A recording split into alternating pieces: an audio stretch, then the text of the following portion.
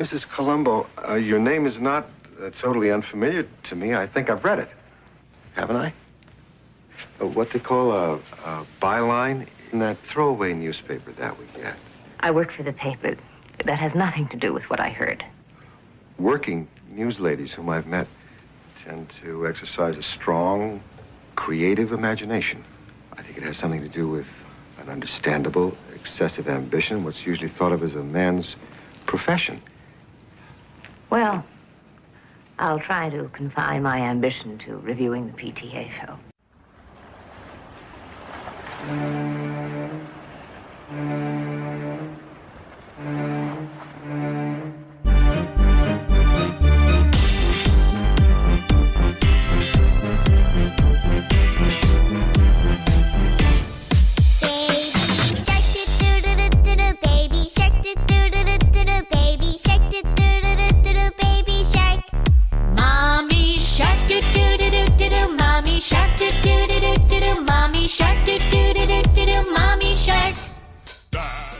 Greetings, Mrs. Columbo fans, and welcome to another episode of the Columbo Confan Podcast. That is Steve. Hickory Dickory. Oh, hey, Sean. That's Sean. Doc. And I am not a human. I am a computer. Oh, thank God. This podcast will be perfect then. So, why are we talking about Mrs. Columbo Word Games, the premiere episode of Mrs. Columbo? Because we're sadists, basically. Which, I should add, is a totally separate show from Columbo, as somebody pointed out in our feedback that they don't. No. This is the proof that there is a Mrs. Columbo. Are you going to play the Happy Shark song now? How's this going to happen? Yeah. Okay, so... No.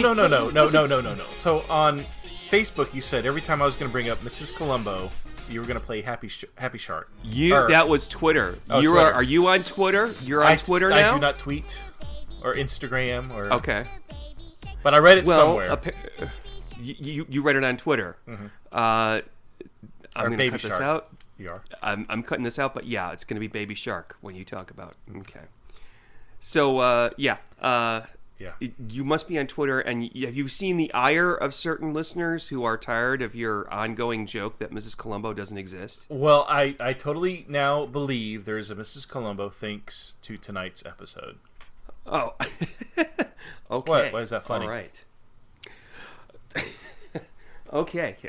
If this does it for you, that's great. So, fun fact, I discovered some footage... Yeah. Of Kate Mulgrew at a convention or something, talking about this show. Do you know how old she is in this? I don't know. Late 20s, early 30s?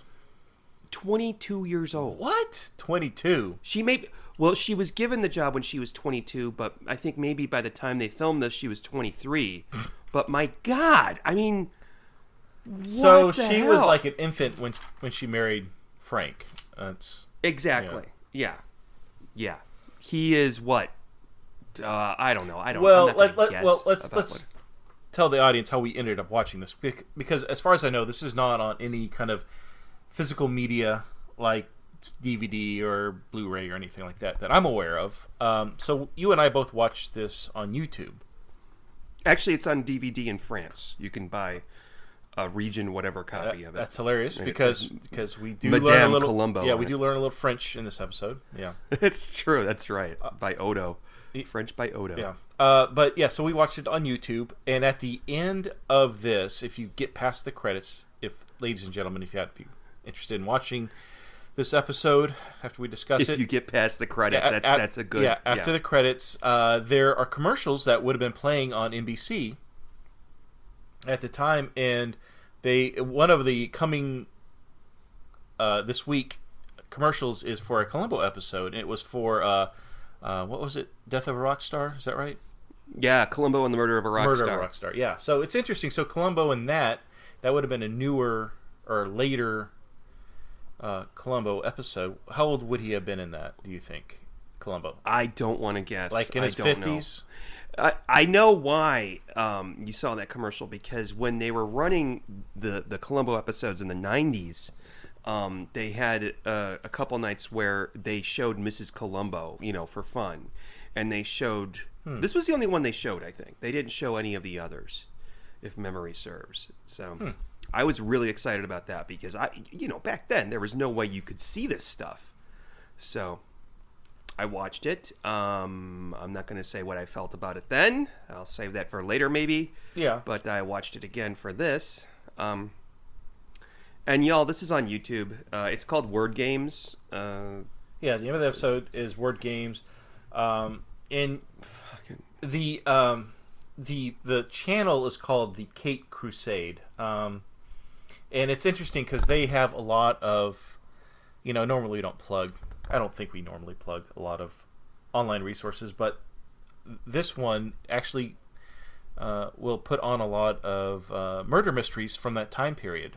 So, like Columbo, Kate Loves a Mystery episodes. What else? You said there was a sister one? The Snoop Sisters.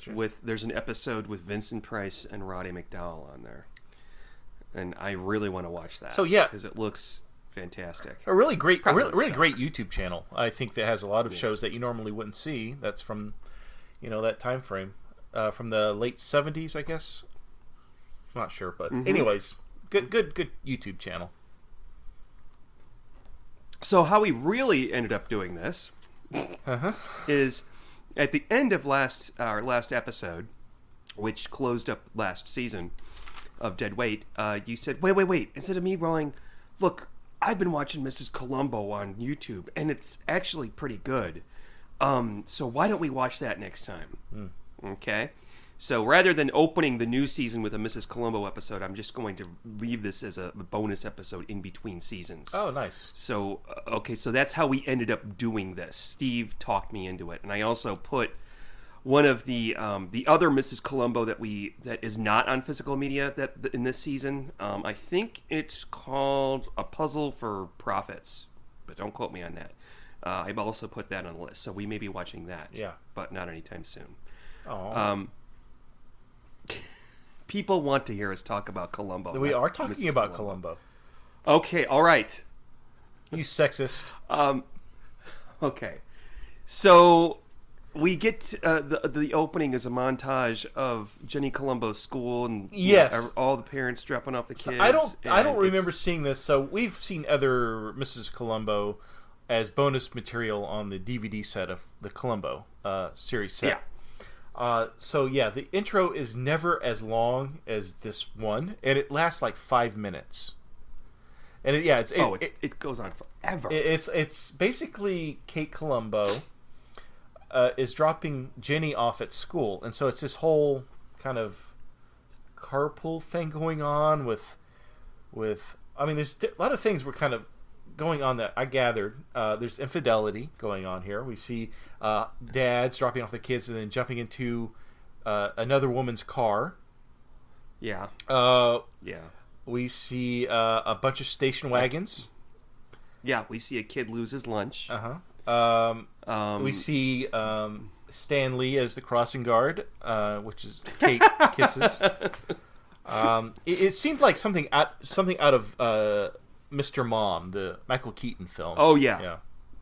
It seemed to me like a commercial for tampons or something. Interesting. And it lasts like 5 minutes. It felt like it lasted 5 minutes. I'm not sure if it did. I didn't time it. And of course, she drives up in the old car, in the Columbo car, because she's Mrs. Columbo. Sure, we've got to make that connection. Get it? We've got to make that connection. Get it? Yeah, and they make a few more connections like that through here. Oh yeah. And did the guy who dropped his son off and then jumped into that other woman's car, did that look like Kelsey Grammer when he was younger? Could be. I kind of doubt it, but could be. It'd be funny. Can I just tell you how much I really dislike Mrs. Columbo as a character? I don't hate her, or maybe dislike is too hard a word, but maybe I just can say I'm jealous that she's got so much fucking time on her hands. She's obviously a mother. She's a mother. She does laundry. She's trying to get a job at the Penny Saver, which she does get, of course. She does home repair. Dinner. And she has time to get French lessons. French lessons by Odo. And by Odo. Which, interesting enough, okay, so Odo, if people are not like big fans of Star Trek, so I can't think of the actor's name who plays the French instructor, but he plays a character Odo in the Star Trek Deep Space Nine. Yeah, Deep Space Nine. And of course, Kate McGrew plays Kate Columbo. Was the captain on Star Trek Voyager. So a lot of interesting connections there. And interesting, I guess. Except when I saw him, I'm like, oh, that's that guy from Benson. Benson, yes, Benson. I forgot about that show. And then I looked him up on IMDb, and then I realized he was Odo too. So, yeah. So let's talk about Robert Culp and his friend Martin. Yes. So and we must say this is season 1, episode 1 of Mrs. Columbo. So I think they bring out all the stops in this one. So they bring one of Columbo's most popular, not a recurring villain, but a recurring actor who plays a villain, Robert Culp, in this. Mm-hmm. And we see him talking to some guy outside. He wants to get rid of his wife. And apparently this guy he's talking to... Robert Culp is a lawyer. They're all evil. He is and this is a former client of his that he got off not guilty. And apparently this guy is also a killer. His name is Martin. He's an assassin. Doesn't look like an assassin, but you know what? You don't get away with that by looking like an assassin. So, I guess not.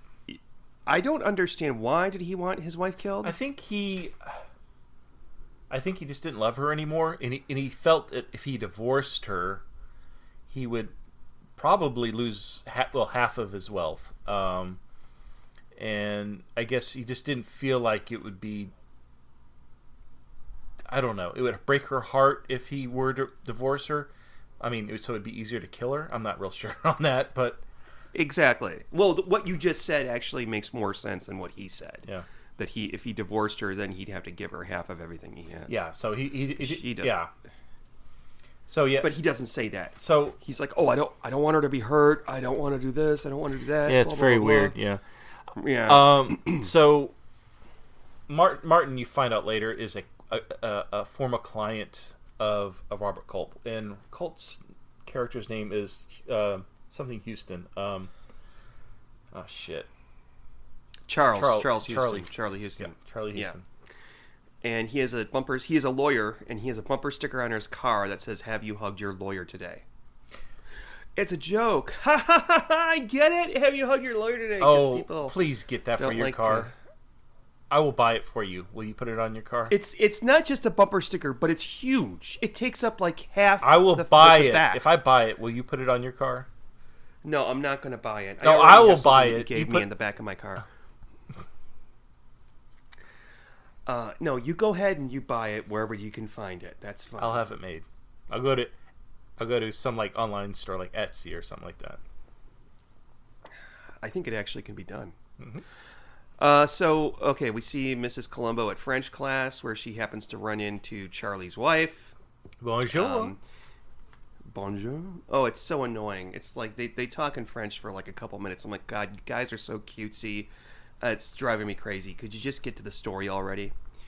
And wow, you're already hating on this. Oh my God. Oh, okay. All right, Sean. No. Okay, I'll be nicer. How would you rate this 1 out of 10?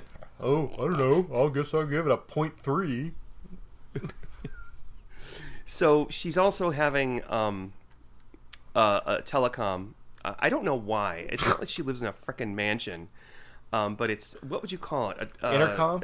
It's an intercom, yeah. Mm-hmm. So she can talk to her daughter, Jenny, from Jenny's room, while she's in the new office she set up for herself in the laundry room. So, yeah. Can we talk about her Kate's job at the Weekly Advisor? That's the free newspaper, the throwaway paper that Charlie Houston refers to. Yes. So yeah, sure. So when I think of this kind of newspaper, I think of kind of like the Green Sheet. I don't know if you guys had that in Austin or if that's outside of Dallas. Like the Nickel Saver or Penny Saver. You know, it's that kind of that cheap newspaper that you could get for free and people would line their bird cages with because it was free. Yeah. We have it here. Well, no, we don't have it here that I know of. But I remember in Chicago we had one. It was green. I think it's gone. I think by today that kind of newspaper is gone. I have not seen that kind of paper in forever. I remember seeing it all over the place when I was growing up, but anyway, so that she's working for that kind of rag, right? And and her editor is Mr. Alden. Now I can't quite tell. Is he wearing a hairpiece? It looks like a hairpiece, but I see the kind of a bald spot in the hairpiece, so I'm kind of confused. I don't know. I don't have really good hairpiece radar, so I'm not really sure. I mean, it's gray on the side, but it's like dark on the top. I'm not really sure what's going on here. I'm gonna say yes, probably. Yes, probably. Or does he just dye the top of his head, not the sides? What he really needs is some of that stuff in the can to spray up on there. Mm-hmm. Just shh, and no one will know. Poor bastard. He works until 2 at night. His wife obviously nags him. So, yeah. But yeah, so she works at the Weekly Advisor, and she's actually, I don't know if she's looking for a job at this first episode, because the editor gives her a price, like, I'll pay you $3 a word or something like that. Like, he's telling her, like, okay, I'll do that. I don't pay for phone. I don't pay for this or that. You know, and she's more than... I don't kiss. What? Never mind. Keep on going. I don't. Why'd you say that?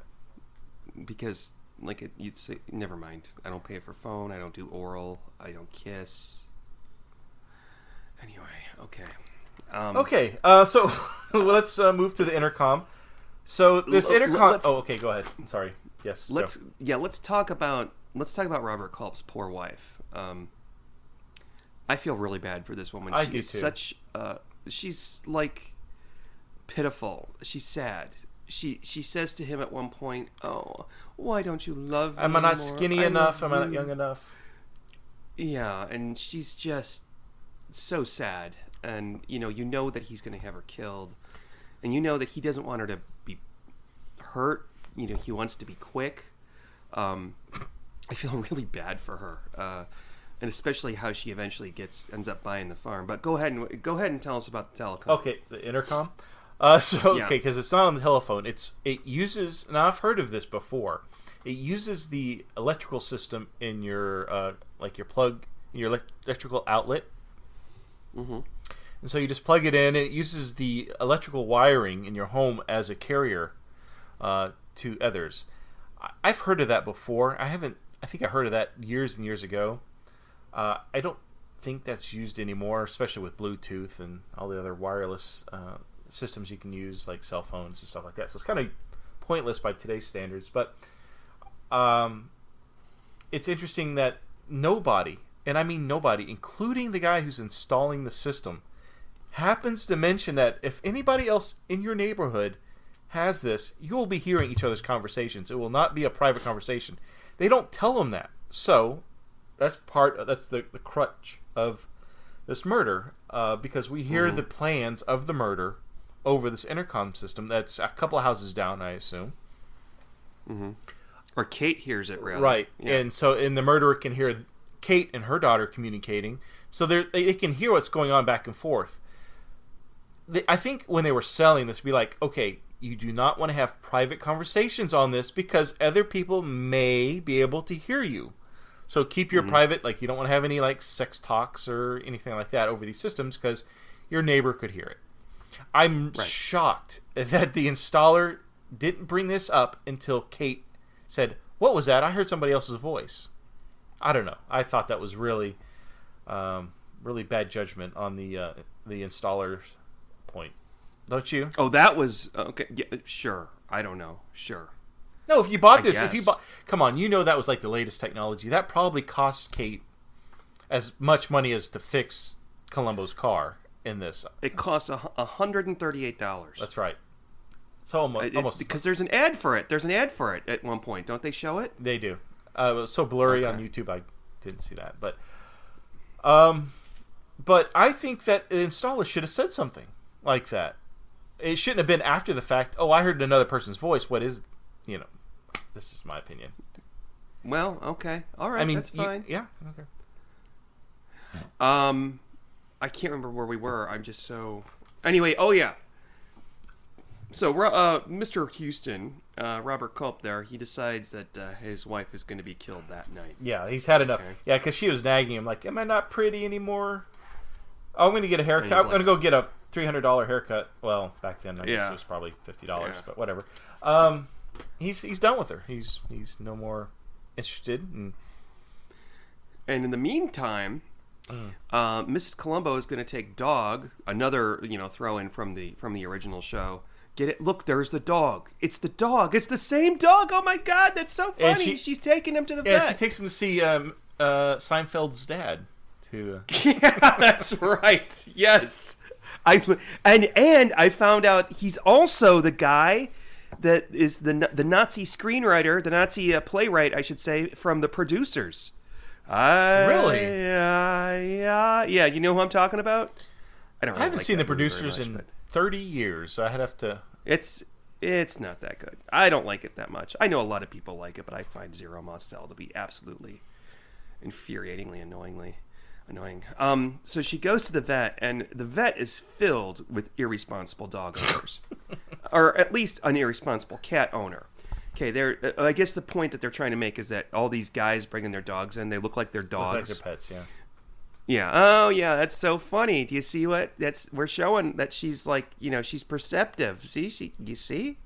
And we've got one lady with a cat, and she's just holding the cat in her lap with all these dogs around. Guys, if you have a cat, you have to put it in a carrier when you bring it to the vet. You cannot just carry your cat into the vet. That's a bozo no-no.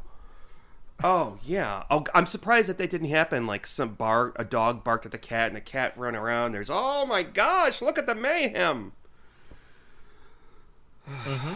Well, why would we have that in a television show when we're going to save up our time for some really suspenseful nuggets later on? We also have another reference to Columbo when, I guess, Frank, he's Lieutenant Columbo in the Columbo series. He's calling from London. So he's at a police convention, and Kate is talking to him, just saying good nights and saying, I'm wearing a very skimpy lingerie. Gross. What? It's not. No, her in a skimpy lingerie is not gross. I'm just trying to. It's Columbo. Well, you can't have a sex life. Come on. I know, but it's like I don't want to think about Columbo having sex or being aroused or his wife telling her what she's wearing or anything like that. But then there's a punchline to that because when he talks to the daughter, she's like, "Oh, Mom's just wearing jeans." Oh, you get that? What a precocious little girl she is. So, what did you think of Jenny, by the way? Oh, I think that somebody should be introducing her to Jeff Sessions. No, what? No, not Jeff Sessions. Who's that guy? Who's that asshole in the Jeffrey Epstein? Oh, boo! Yeah, a little too soon, folks. That's horrible. She's so annoying. They had this thing in the 70s with precocious kids in movies and shows that just. Case in point, the movie The Goodbye Girl that has the most annoyingly precocious little girl in it I've ever seen in anything. Not as, worse than Jenny in this. But she really loves her straw hat that they are going to use in their big show-stopping act later on in the movie. Yeah, you're going to see this if you watch the Mrs. Columbo episodes. In the intros, you'll see this scene where she's wearing a straw hat, and that's from this episode. Yeah. And if you want to see the whole thing, it's at the end of this. So, wake the kids, call the neighbors, invite them over. You really need to see that. I didn't. Jenny didn't bother me as much as you for some reason. I thought she was funny, and I thought she was adorable. I like that. Like all kids from that time period, if we had an intercom like that, I think we would have done the same thing. Like talk like a computer into it, trying to be funny. The poor kid obviously doesn't have any friends, so she can only socialize with her mother. So she does so. I mean, she talks into this intercom we were discussing earlier, kind of like the centerpiece of this murder mystery, and she talks like a computer mouse. Which one would do if you were 9 years old? Yeah. Okay, maybe special needs 9 years old. But anyway, can we talk about the murder, please? Let's talk about the murder. Hold on. Okay. So murder mystery show. No. We're almost there. So okay. So all right. I know you want to get this over with. It's like a Band-Aid. You just want to rip it off as fast as possible and get it over with. But we got to talk about the details. We got to talk about the fact that Kate has now used the intercom device to spy, maybe interlope. I'm not really sure the word here. She's listening into eavesdrop. Charles I think Houston, yeah. Eavesdrop, yeah, into Charlie and Joanne's conversations, and she even says it's like a soap opera. I mean, she's enjoying. I mean, every day the way they talk to each other, she loves it. So, in this particular conversation, Joanne says, "I'm going to go out and I'm going to get a hair. I'm going to the stylist. I'm going to get a new hairstyle." And of course, Charles Houston is like, "Fine, whatever. I don't care. I'm sure I'll love it." I'm sure I'll...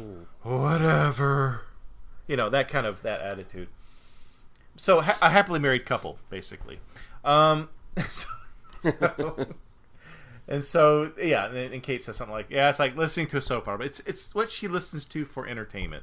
While she irons, she cooks dinner, she clips dogs' toenails or paw nails, and what else does she do? Takes French lessons, takes karate lessons. Yeah. So can we talk about the murder now? Why are you so inclined to get to the murder? Well, because that's really what this is sort of about, is the murder, the first murder. Okay. So fine. it's nighttime. All right. I will progress past this other page of notes that I've taken so we can get to your murder. Okay. So, but Joanne's murder is probably the creepiest, most uncomfortable murder. Joanne's murder is probably the creepiest, most uncomfortable death I've seen in any of these shows. That includes Columbo. Robert Culp. Mm-hmm. So Mr. Houston, he's so it's not it's nothing like it's nothing like Double Shock. Okay, got it. No. It's the same method, but so this is what happens. He goes off to a party. Martin's in the house waiting for Joanne. Excuse me, for Joanne to come home.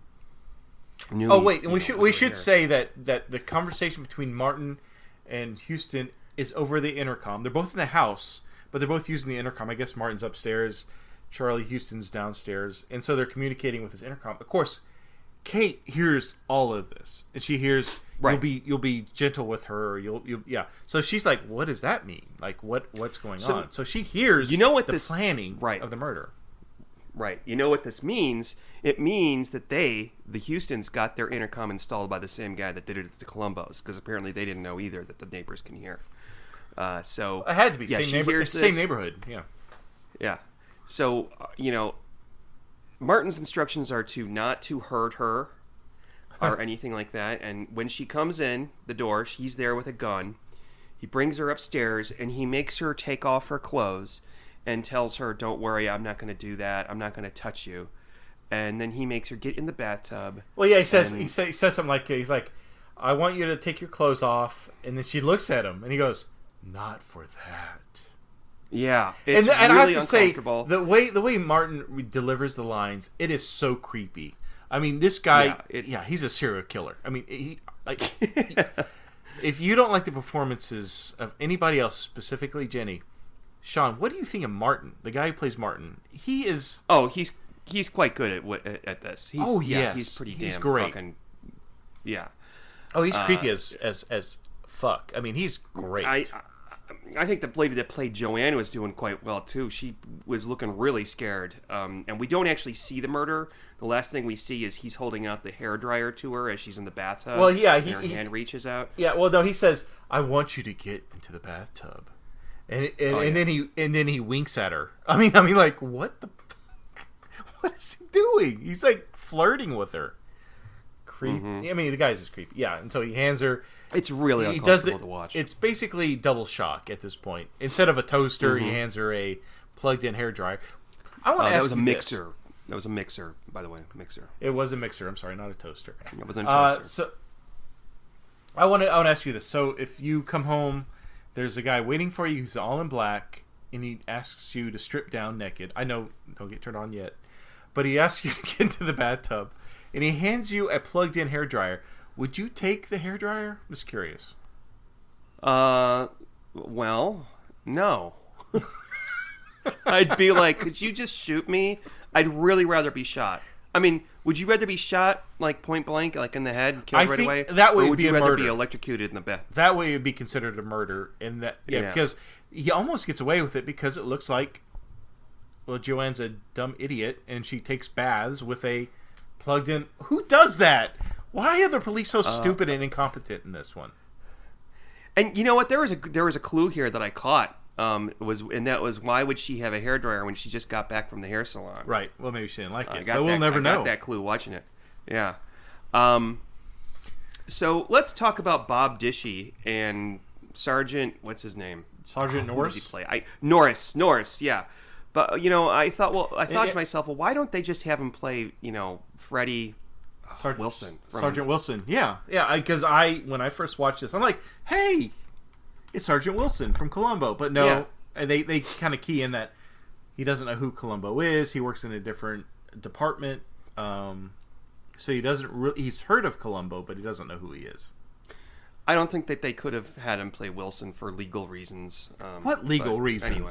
I don't understand. Well, because he's the intellectual property of the Columbo people, Lincoln Levinson. But they could have said, okay, so I'm Sergeant Williams, and yes, of course, I've worked with your husband. I mean, how hard would that have been? Yeah, I don't know. I think you're absolutely right. Anyway, so his elevator don't go all the way up because she thinks that he doesn't believe her, which I find infuriating. When she says that she heard the murder being planned. Well, right. So she calls the cops because she thinks something... She finds out about the murder because she goes back to her French lessons, and the instructor says, "Oh, I'm not in a good mood today. I found out one of my students died very stupidly," and shows Kate the newspaper article. And she's like, she puts it together, Joanne and Charles. Oh, those are the same first names of the people I've been listening in, eavesdropping on for my entertainment. Mm-hmm. And she gets really concerned, so she calls the cops, as a good citizen would do, and say, I think there might be something related to the murder, or not the murder, but the death of Joanne. Yeah. And so they send Sergeant Norris, not Sergeant Wilson, but they send Sergeant Norris, and he comes over, and he's obviously not. I don't know. Like you said, I don't know if he's just doesn't care or what. But so he starts questioning her, and he starts saying, "Well, how do you know, or what do you know?" And she tells her, "Well, I hear their voices." And he goes, "Okay, where do you hear the voices? Do they talk to you?" And she goes, "No." And he keeps asking her. She never explains her. Kate never explains what she knows. She's waiting for, I guess, the proper key words to be said in the specific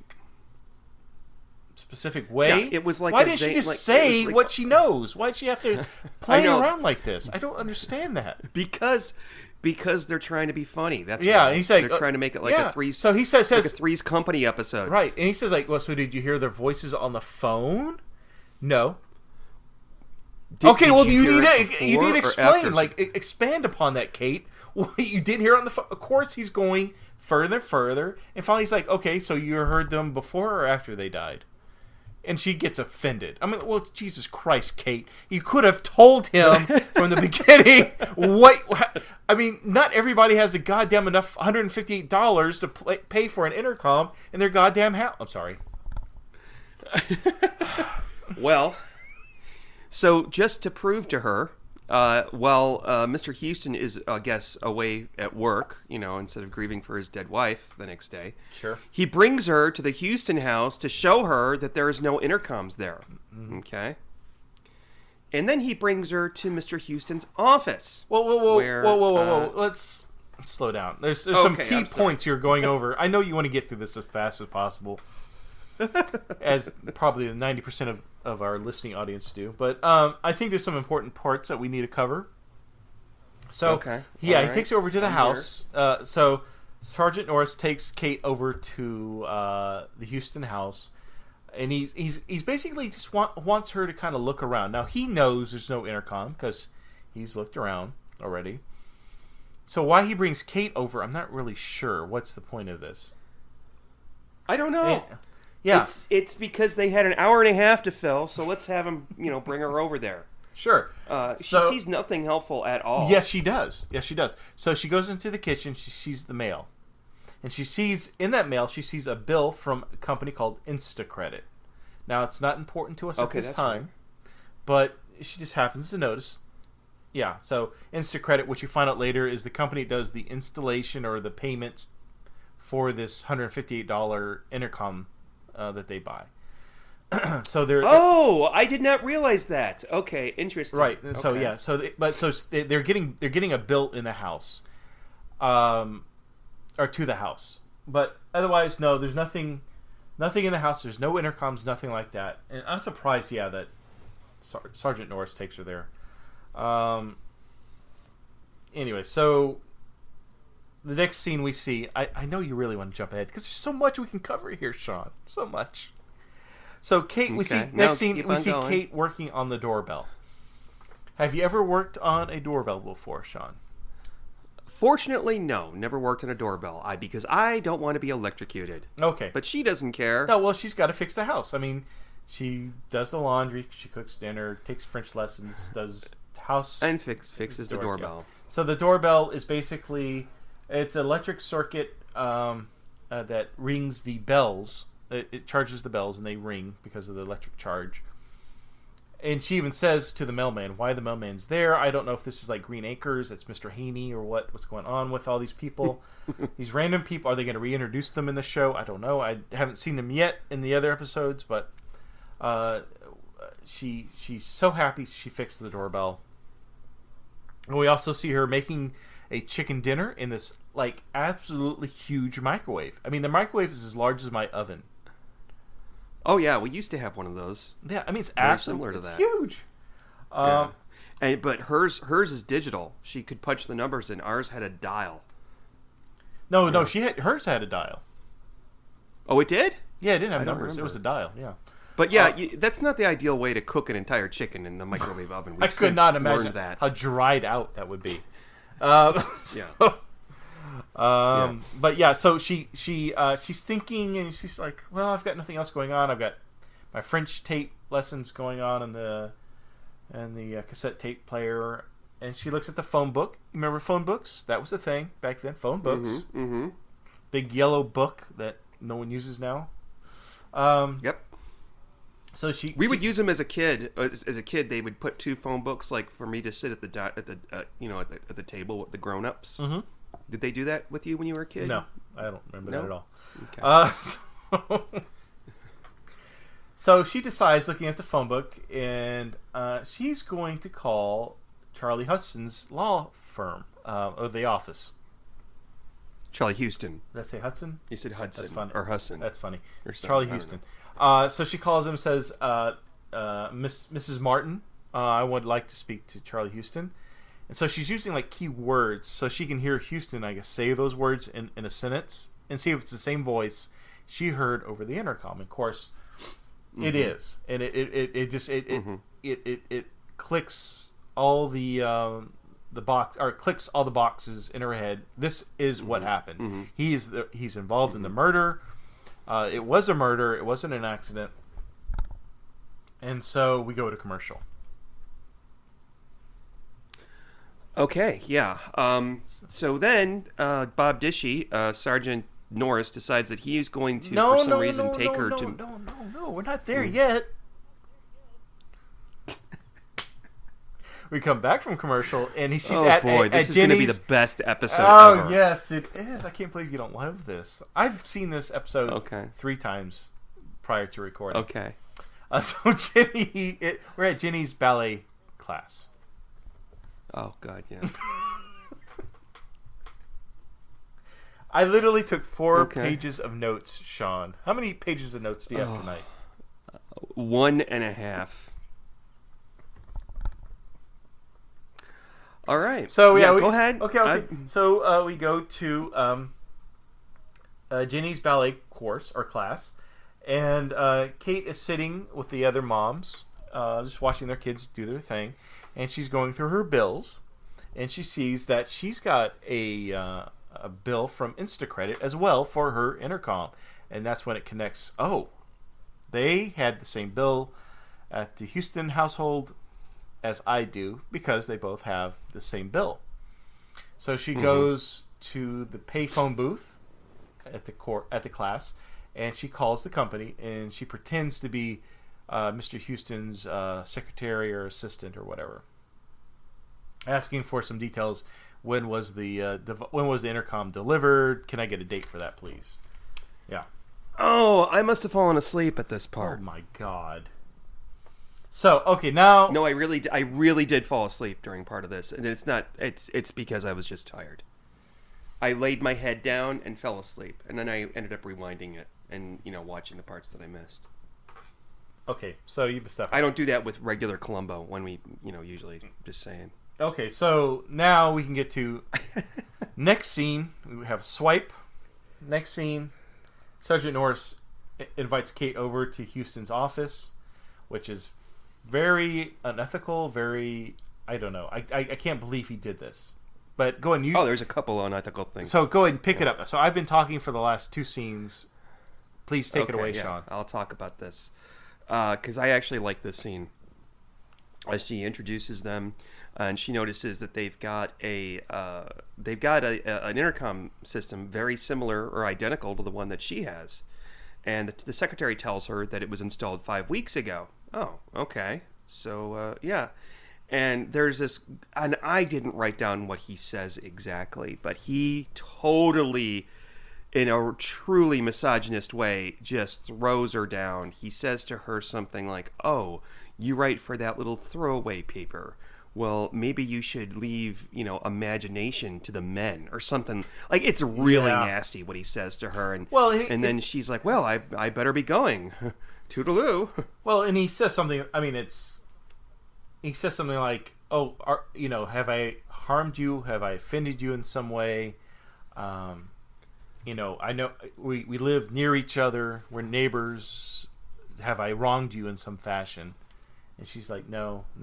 I mean, Sergeant Norris, what an idiot. I can't believe if there's a suspect, you don't bring the person that is going to ID the suspect. And I think a great example, Sean, is the last episode we reviewed last season. We did Dead Weight, where you had, I already forgot the character names, but you had the young lady played by Bob Newhart's wife, played by the husband in Green Acres, as a general, a colonel general, or general colonel, whatever. Major general. Major actually. general. But Columbo says, at one point when she starts dating, dating the major general, Columbo says, "I never told him who you were because that would be against the regulations. You know that." Telling her he found out on his own. He looked you up. But it wasn't because of me. I didn't tell him about you. That would have been against regulations. Well, fuck an A, man. Sergeant Norris obviously doesn't follow the same rule book because he obviously led Kate into the spider web into this one. Yeah. And it ended up... Yeah. This is everything that happens after this point with... we can definitely say the last 30 minutes... that happens to Kate, the hell that she goes through. Maybe we could even blame the death of Charlie Houston, but this is all Sergeant Nelson's fault. Sergeant Norris's fault. This is all his fault. Everything after this point is his fault for being a crappy police officer. I throw down the gauntlet, Sean. Well, okay. So then Charlie's killed by Martin. Martin, who just committed the perfect crime, kills Charlie by throwing him off of a bridge onto the Interpass or something like that. It's a sloppy crime. And the next day when the police are there, Mrs. Columbo points... Whoa. You're missing one of the best parts, the best scene. I think you felt... Oh my God, what's the best scene? Okay, we kind of alluded to it earlier, but now we get to see where Kate picks up Dog from the vet. Uh-huh. And oh yeah, that's the best scene. Okay. and Kate says, "Well, he doesn't really have the sparkle in his eye." Well, I don't know what the sparkle represents, but Seinfeld's dad says something like, "Well, he ain't no Sammy Davis Jr."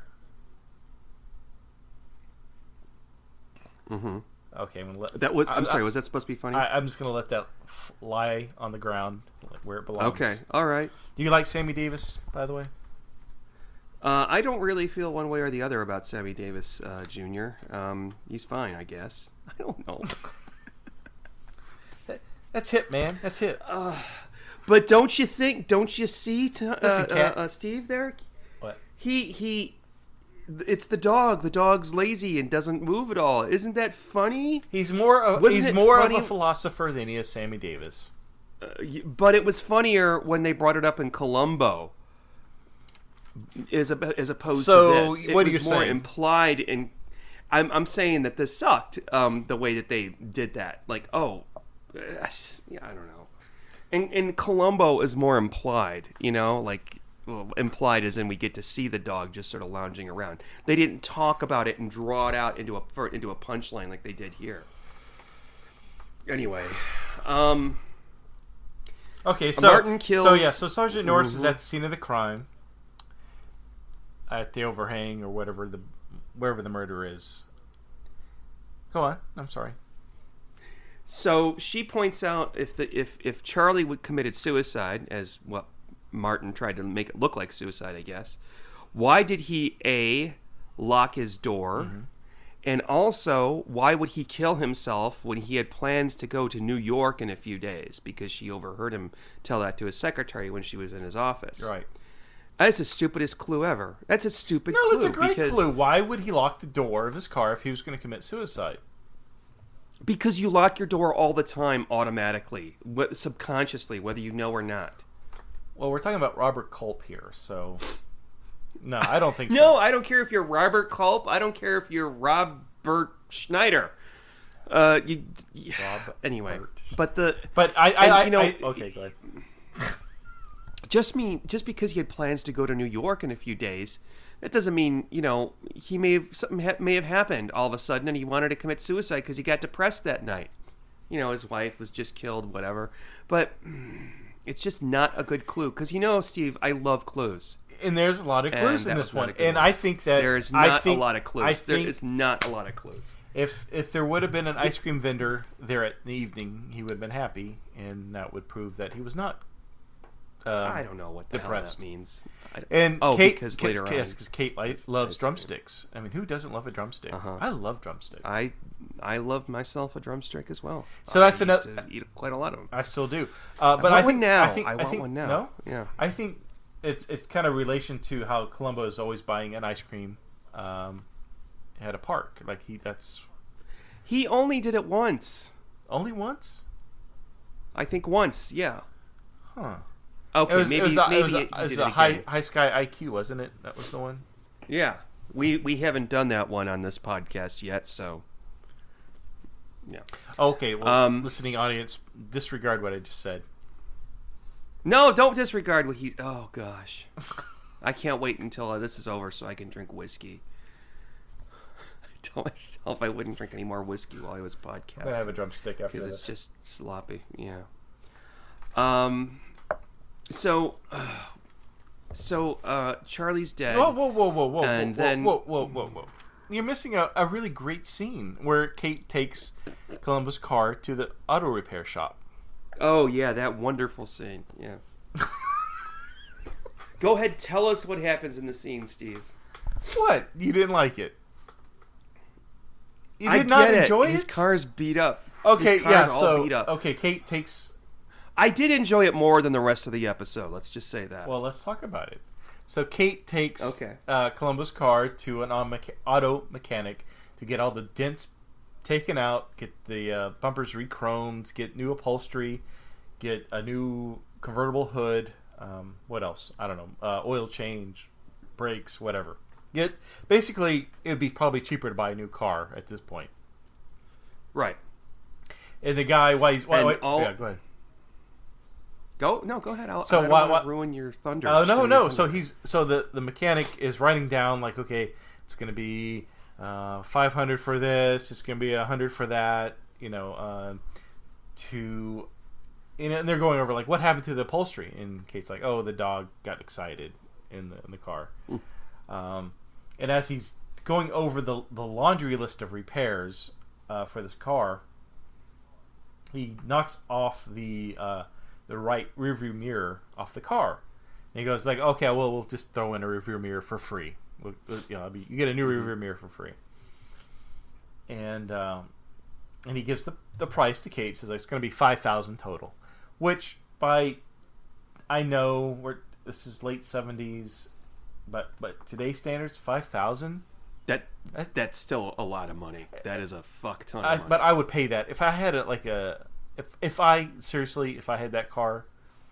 I mean, obviously we're not in the same universe as Columbo is, but to have a car like that, I would pay $5,000 to get all that done. Wouldn't you? Yeah. You know what I was wondering? I was wondering if it's the same car that they used in Columbo. If they borrowed the car from Columbo. I don't know. Or if there was another car like that. I don't know. They use it in the intro. I but anyway, so she's like, okay, well, I can't afford $5,000. That's too much. Which, admittedly, that probably would be a price of a nice used car back then. And so he goes, well, what do you want to take off the list? And she goes, well, let's take off the upholstery. And he goes, okay, take off the upholstery. That's $500. And she goes, that's perfect. Okay, so remove everything, and we'll just do the upholstery for $500. He's like, no, it's a all-in-one kind of price. Like the upholstery by itself is $900. And she goes, okay, that's fine. Look, just take everything off, and I'll just take the free mirror. So she's witty. She's a homemaker. She's a mystery solver. She's a newspaper article writer. She takes French lessons, and she's a savvy negotiator. Yes, she is. That's sarcasm. Okay, so you're trying to get to the end of this episode so fast. No, because the rest of this, I really can sum up in like 3 sentences. The rest of this. No. Really... We've got. Oh my god. Kelcon, take me away. So we go back to the house, to the Columbo household. And we hear Kate's working. I don't know what she's doing. She's either folding laundry or she's typing up an article. I can't remember. But she hears over the intercom, Kate. So now... Actually, you do it pretty well. I thank you. So Martin he's baiting Kate. He's aware that who she is. He found out all he needs to know from Houston. So now he's got to kill her because now he feels like she knows she can point him out or know he's involved in the murder. So he's got to kill her. Right. So now he's setting the bait. And this is interesting. So at this point, I'm screaming at the TV. He's obviously realized how to communicate with Kate, how things are going back and forth between Jenny, Kate, and himself, and the Houston household. And Kate runs into Jenny's bedroom, scared, like holy shit. She's figured it out. Like, okay, he knows, I know. And so she runs into Jenny's room, and she's safely fast asleep. And she sees the intercom. She turns it off, so she knows what's going on. At this point, I'm screaming at the TV. I'm saying, God, fucking unplug the damn machine. Get it out. I don't understand why she hasn't unplugged everything. Yeah. I also don't understand how he was able to talk to her because does he have an intercom machine? Well, yeah, in the Houston. Yeah, he goes back into the Houston household and plugs it back in. So he brings it to the Houston. Okay, all right. Mm-hmm. And he's going in and out of their house to do this because, well, of course, they're in the house again later on. Okay. Yeah. So excuse me. I know you're bored with this. Sorry. I know you're bored. We're getting there. I've only got I hate you. 2.5 more you. pages of notes here. So the next morning, Kate decides she's going to investigate the Houston household. So she goes there, and she lets herself in. There's a key under the potted plant, which is in another Columbo episode. I can't remember the one. But she lets herself into the house. There's a few things we need to establish here for this episode. One, the doorbell works. Nobody comes to the door. That's why she lets herself in. But the doorbell works. That's going to be important later. That's right, because she comes in and she lights the stove. Okay, I'll let you explain. Okay. 2, by the time she gets in, she's cold because it's rainy and windy outside. This is me pouring some wine. Oh, thank you for coming, wine. Go on, I'm listening. I'm all listening ears. to you pour your glass of wine. Okay, so this isn't an ASMR podcast. This is a nice bottle of Yellowtail Shiraz. I feel like I'm down under.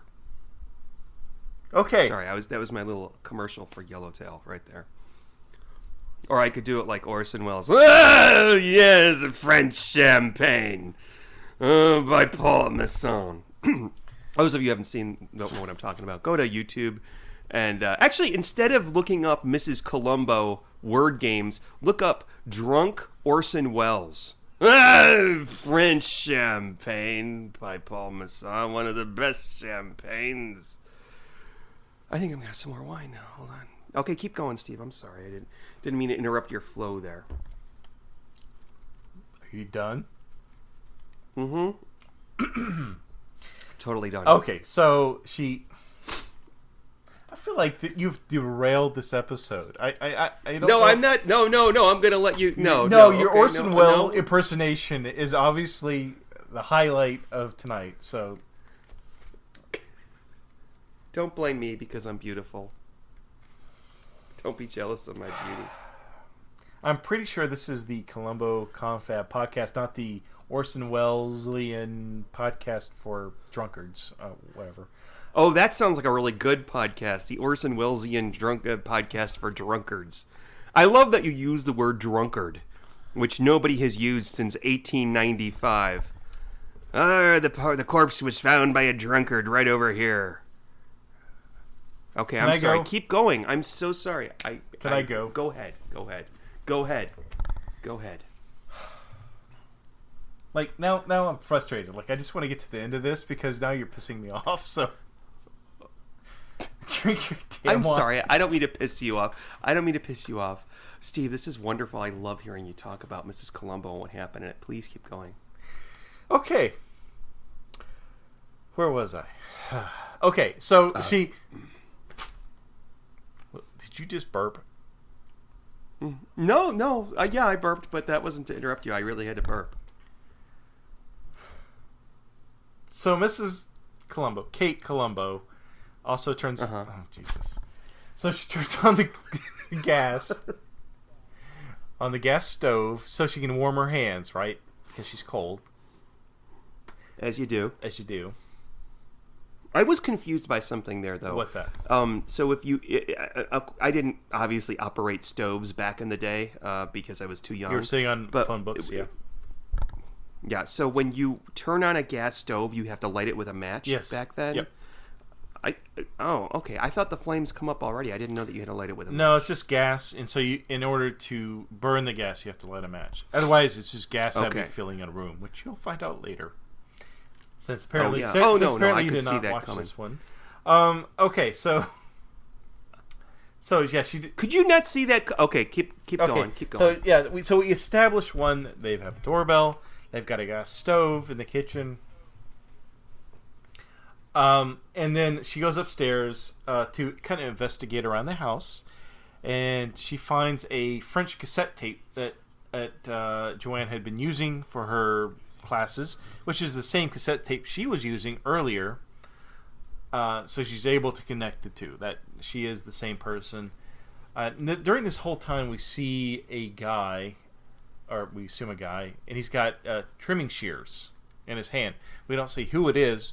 Of course, the way the music's building up, we assume it's something bad's about to happen. He's making his way up. And if you're like Sean, you're watching the time here, and you're like, oh my God, this episode's almost over. So surely... That's exactly what I thought. Yeah, I know. And so you thinking, oh, okay, this is obviously Martin. He's let himself in just like Kate did, and he's got pruning shears, and he's going to stab her in the throat with it.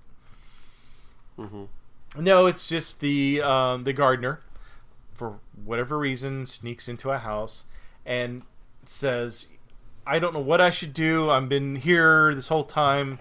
I haven't left for the past week. If everybody dead, what am I supposed to do? Should I leave? And so Kate says, I don't know, and freaks out and runs out the door. Now, Roy the gardener. His name is Roy. Roy, yeah. Okay. Roy the gardener. Very, very, very meaning to be suspenseful scene. Yeah, especially with the music. So Kate, next scene we see Kate is now having a lunch that we all enjoy, salad and wine. With the secretary, with Mrs. Pryor, Mrs. Pryor, Mr. yes. Houston's secretary. Yeah. Right. So she's and she says, "Oh, yeah, go ahead." She's like, "Oh, yeah, they have great salads." And the waiter brings the food, and I don't know what Mrs. Pryor ordered, but apparently Mrs. Columbo ordered a gigantic pineapple split in half with a salad inside of it. Did you see that? It was like, what the hell kind of fucking salad is that?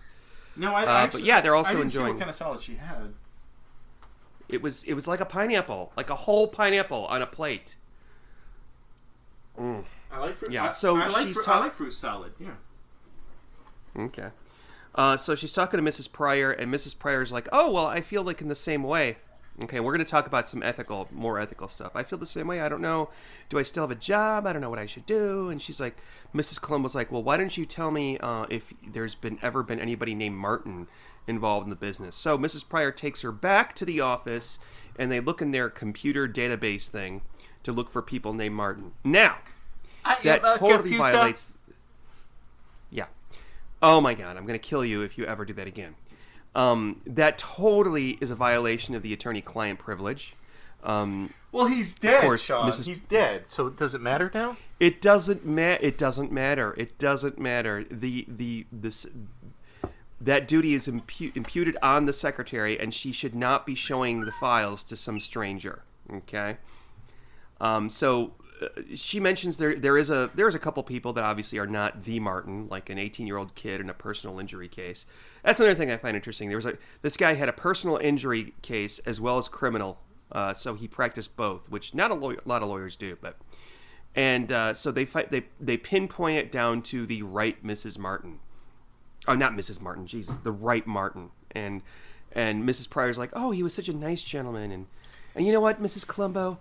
I'd really love it if we could go out for lunch again. Okay. Mm-hmm. So all of this ends in the Houston household. Hold on. I'm sorry. I did it on purpose. I did it on purpose. No, you didn't, did you? Jesus. So Kate has this. Now she's got a phone number for this guy that she thinks is the killer. And so she takes that home, which, client privileges, whatever. One, I love the 1979 technology. Did you? I mean, this huge computer with this big print. I mean, the printer the size of it was like 3 feet long. It was. Yeah, sure. I loved it. Yeah. Yeah, I love the technology back in the day. I think this was a great. Whatever. Okay, so. Kate is now back home. I guess the microwave is finally done with the chicken. I don't know how long they've been away. But now she's like cleaning the floor, and dog has. It's gonna be like the chicken from National Lampoon's Christmas Vacation by now. That's a turkey. Oh, whatever. She's gonna cut it open, and it's just gonna go. Right. Yeah. So we see she's just finished mopping the floor in the kitchen, and dog is now stomping through with his muddy paws. Oh, dog. Oh, that's so funny. Oh, you silly dog. And now he's got sparkly eyes, so that's great. Yeah, you silly dog. You, I don't know what. You so-and-so. Dag nabbit, I'll box your ears, dog. Right. So, so Kate does probably the stupidest thing she's done yet. She calls Martin. And again, she uses the same technique she does with Houston. She wants to hear his voice, kind of to connect. Because that's what... when a creepy guy, talks to you on the intercom, Kate, that's what you do. You call him on the telephone. Right. And so she calls him, and he's like, "Hello? Somebody there?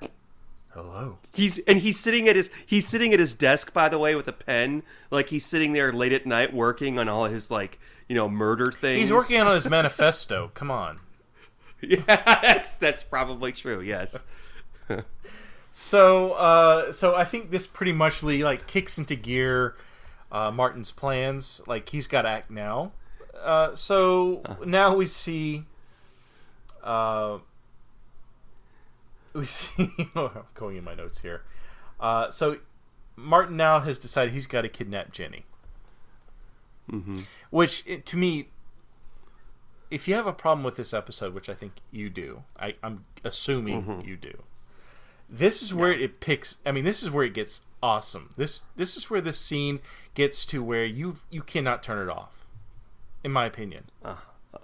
Okay, so Martin now knows. Kate knows who he is. You're being silly, but okay. No, I'm dead serious. I'm dead serious. You're dead serious. Oh yeah, because now Martin knows the game is on, and he knows who Kate is, and now he's going after her, and he's going to play mind games with her. This did not interest you at this point. Mind games or word games? Okay. No, keep on going. Okay, so it starts off late at night. Kate is taking a little nap in some side office room on the couch, and the phone wakes her up. And we don't know who's on the other line. We assume it's Martin, but nobody answers. So she's like, "Hello, hello." So Martin is now playing the same game with her that Kate did with her the previous evening. And so what does she do? She doesn't call the cops. She calls her editor, and editor Alden, and tells her what's going on. Of course, he thinks, "Okay, yeah, that's great. Just give me 500 words, and I'll get it to me by Thursday." She's like, "No, it's happening to me now. He knows who I am," and he says something like, "Bring her to me now. Get her in the car. You come to me right now, and I'll, Of course, it never gets that far. Yeah, because she's not playing with a full deck, apparently, because she doesn't do that. She also tries to call her husband, in London. I would. That's going to be helpful. Wouldn't you? Why? What is he going to do in London? He's going to call the police. She needs to call the police. Well, yeah, she does call. She does call the police, but to talk to Sergeant Norris, and of course he's an idiot. He doesn't take phone calls. Whenever she calls, I'm sure it's like, "I'm not talking to that nut job, Miss Kate Columbo. If she calls, just tell her I'm away at I'm not at my desk." I'm sure he's told him that.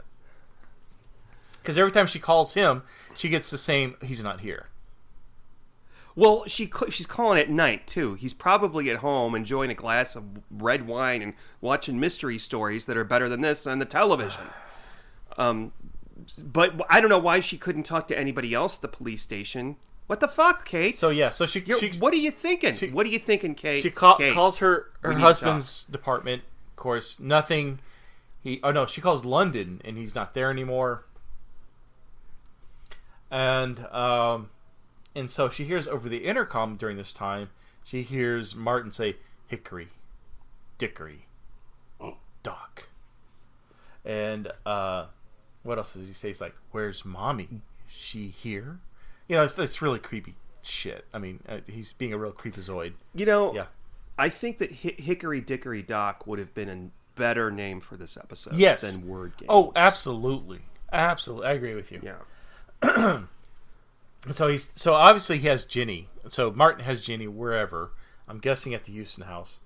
And they're having fun over the intercom. And so Ginny's doing her impersonation of a robot mouse. And he's like, "Where's mommy? Do you think mommy will come?" So he's doing these really creepy things.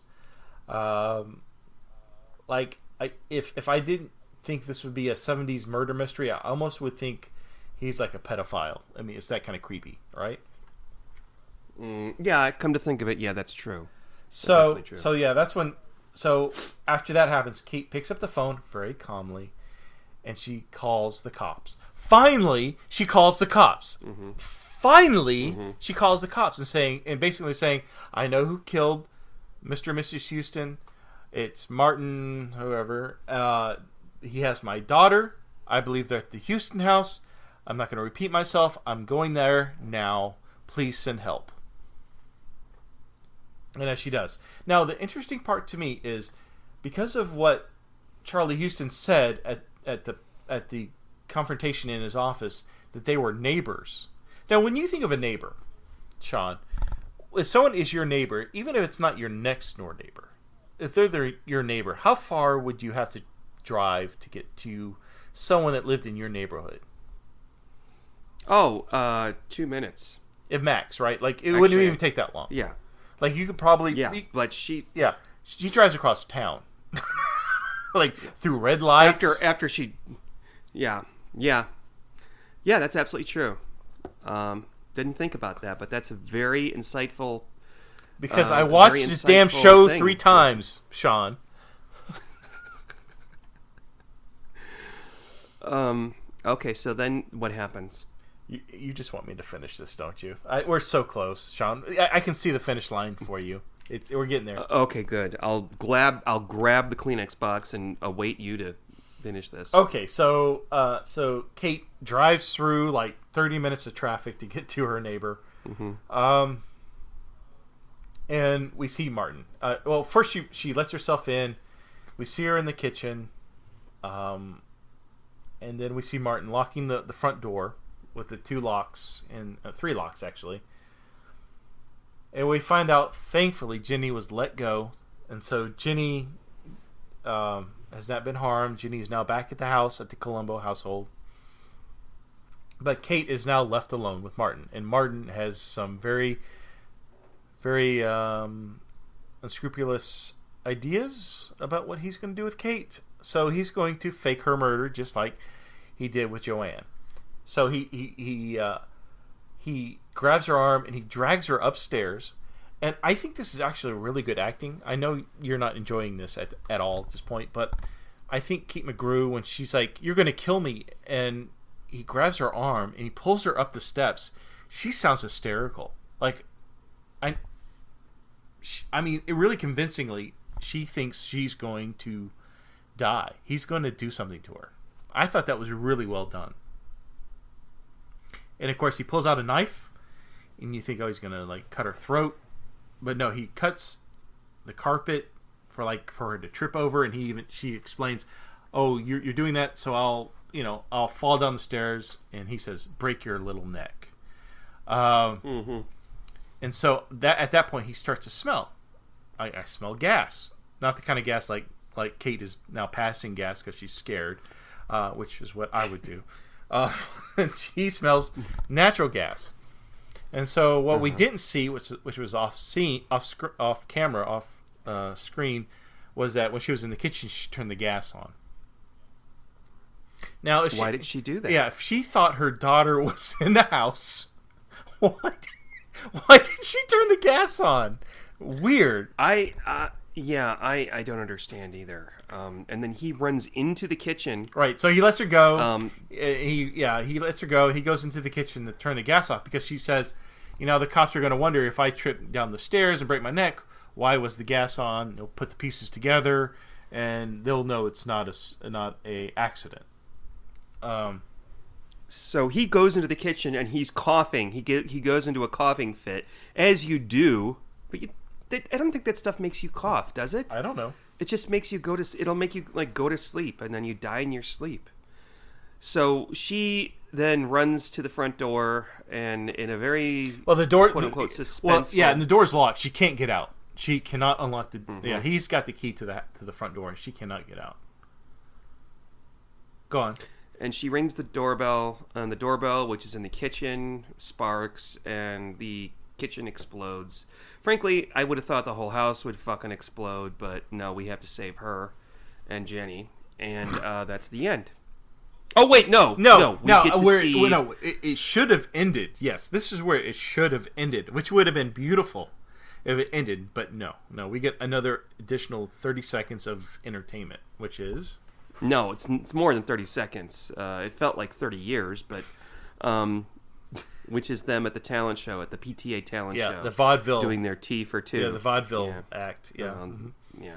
And that's where they see Jenny. They can't see the audience, but she obviously sees Daddy, and she's excited. And we know that Frank Columbo is in the audience. And Kate says, "I can't wait to tell your dad about our adventure, and that I'm a detective now." And then the end credits, credits. So this was written by a guy named Richard Allen Simmons, who actually wrote some of the other Columbo episodes. Even though this, at its heart, is not like a Columbo episode. I mean, even if you switch the characters out and made it wouldn't work. I don't know what the fuck. You know what? No, I'm sorry. Let's go for a break from our sponsor and then rate this fucker. After these messages, we'll be right back. Ship my pants? Right here? Ship my pants? You're kidding. You can ship your pants right here.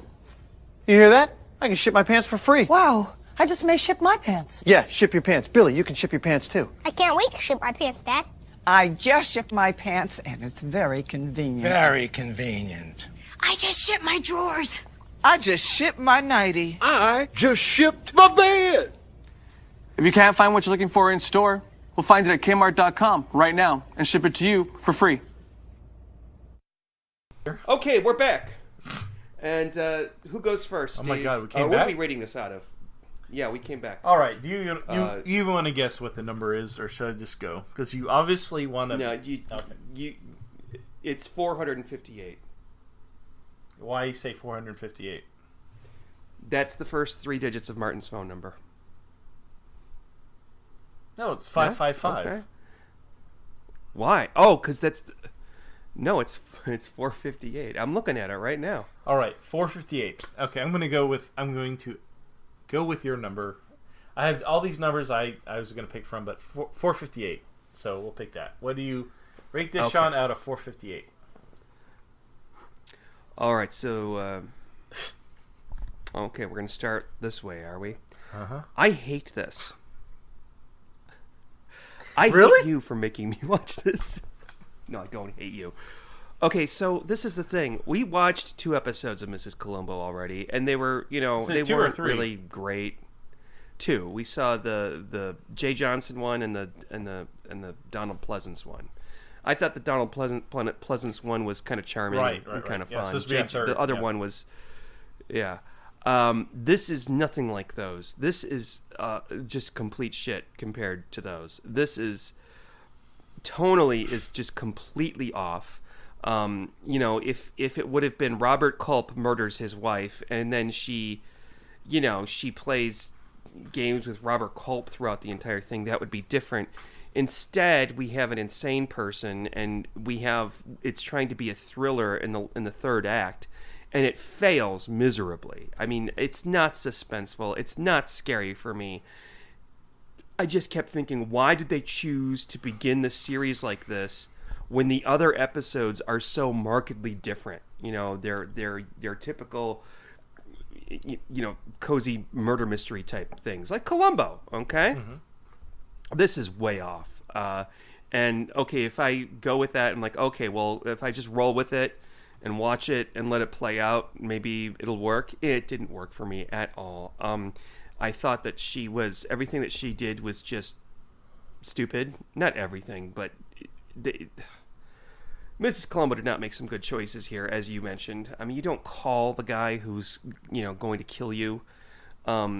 It's dated. It does not age well with the music and all that. Mm-hmm. I'm going to give this out of 458. Man, oh man. And I really did fall asleep, by the way. I actually put my head down and did accidentally fall asleep. I don't want to say, oh, this is a -12 out of 458, because that's just hyperbole. I'm going to give this a 36 out of 458, and most of that is probably for everything leading up to the murder, okay? Not including Mrs. Columbo in it. And the murder, though executed very creepily, I don't think that tone returned later on in the story when he's hunting down Mrs. Columbo. I think that everything that you say that's so creepy about the end, because it seems like you enjoyed this smoking turd. It seems to me that you enjoyed it. You thought the end was suspenseful. I got that from the first murder when he kills Joanne. This is just really bad. I'm so sorry. This is officially the worst thing that I've watched for this podcast, and that's out of 50-something episodes so far. So, yeah. So, Steve, what would you rate this out of 458? 36. 2 digits. Wait, 36? You gave it 36. No, you gave it 36? Yeah, I gave it 36. Okay. It's bad. All right. When I initially asked if we could watch this, it's because I enjoyed it. I've watched this 3 times in probably a month, and enjoyed it every time I watched it. All 3 times. Are you serious? I enjoyed this. I think, honestly, Sean, back when we were doing the TARDIS Tavern, I think our best podcast, we get our best numbers when we would disagree on something. And I think this is going to be this episode. And I'm not disagreeing with you because I think that's funny. I actually legitimately enjoyed this episode. Again, I watched this 3 times. Why? How? Okay. I did not enjoy the Mrs. Columbo episodes that were the bonus on the DVDs. But to me, this was great. This was greatness. I'm sorry. I could watch it. After tonight, I could watch it again and enjoy it again. I don't know why you fell asleep. I'll tell you what I liked. I thought the guy who played Martin, Frederick Forrest, I think his name was, he was amazing. Robert Culp, it's great to have Robert Culp in there, but the murderer, Frederick Forrest as Martin, was amazing. The way he delivered his lines, I mean, that guy, he would no doubt straight up murder you if you met him in real life. I mean, the guy was just great. What an amazing performance. I liked it was almost like the cherry on top of a banana split in regards to the scenes that reference Columbo, while it wasn't necessary to the mystery. But it was just added bonus to this. Was the scenes with the car. It was so heavy. It was so slathered. I loved the going. scenes with the vet, with the dog. I loved the scenes with the car. I thought that was great. It wasn't necessary, but I thought it was just a little sprinkle of entertainment on top of this beautiful Sunday. Excuse me. I thought the last 30 minutes of this episode was probably, bar none, the best TV from 1970 or whatever. What? Is this some sort of... Okay. All right. Okay. I liked that whenever Martin would get his inspiration to kill somebody, we would hear the fair music in the background. They would show his little insanity, these little sprinkles of his mind of what would cause him, like, because he talked at the beginning. He likes to hear the fair music.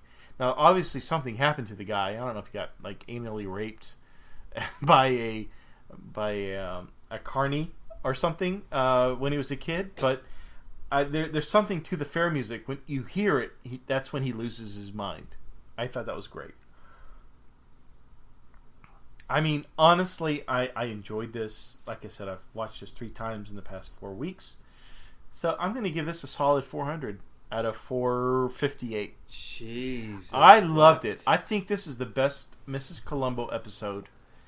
Better than the ones that are on the DVDs. I wish they would have included this. I think this would have been a great episode to include as a bonus. I loved it. I thought it was great. I enjoyed it. It was suspenseful, especially the last 30 minutes. If you can make it through everything and get to the last 30 minutes, I think you're in for a treat. You have just, this opinion of, Columbo fans just hate this show. I'm a Columbo fan, and I like this show. Or at least this episode. All right. Well, you are so in the minority about this and I can't believe you just said it must be 30 minutes the best television in 1970, whatever. Absolutely. This is like a Lifetime movie, which. Now I admit, there are things that Kate does that make no fucking logical sense. Like I would unplug the goddamn intercoms. Why she leaves that plugged in? There's some other kind of things that she does that I think any normal adult would not do, which I was surprised. But it kind of progresses the story, unfortunately. But I don't. I think it's just logically doesn't make sense. I agree with you on that. That's why I didn't give it a perfect 458. But overall, yeah, I enjoyed this quite a bit. Huh. Okay. And for my birthday, I'm going to invite you over, and you're going to watch it with me again. Well, thankfully, that's not until next year. All right. I'm sorry, everybody. This is it's been an hour and a half. Why? of talking. I seriously don't get it. I'm like, did we watch the same thing? We obviously did. I don't get it. Okay. I want to know. I do have a question though. Maybe someone can answer if you don't. Maybe someone can email us. But the way that Kate makes coffee. How is she making coffee? Oh, what is that? Okay, so yeah, I noticed that too, and I remember people having that when I was a kid. She makes the coffee in a separate pot, okay, and then she pours it into that big beaker or whatever you want to call it, that hourglass-shaped pitcher, because you can put that pitcher on the stove and heat the coffee up in it. It's made out of Pyrex or something similar to that, so it's very strong. Which is, yeah, that's what that is. So you put a filter over it? It's like it's the water with the beans, like ground beans? No. You don't make the coffee in that. You just put the coffee in there after you've made it, so you can heat it up on the stove if it gets cold. Which, if you really like coffee, is gross. You shouldn't. Yeah, you don't want cold. I don't coffee. drink. Yeah, it's gross. But even cold coffee heated up is a little bit gross. I don't think that's what it was. I almost think she boiled water with ground beans because she had a filter over it, right? So why would she have a filter over it? No, she didn't. No, it was a filter over it. No, I don't. Like a paper cloth, like a paper cloth filter. There was. I don't. So why would you have that if it wasn't to filter out the beans? I don't know. If that means that she's got a bunch of. Please let us know. I'm going to look it up when we're done here. When I over my while I'm eating, because right now I'm hungry, and I'll let you know. So yeah. All right. I enjoyed it.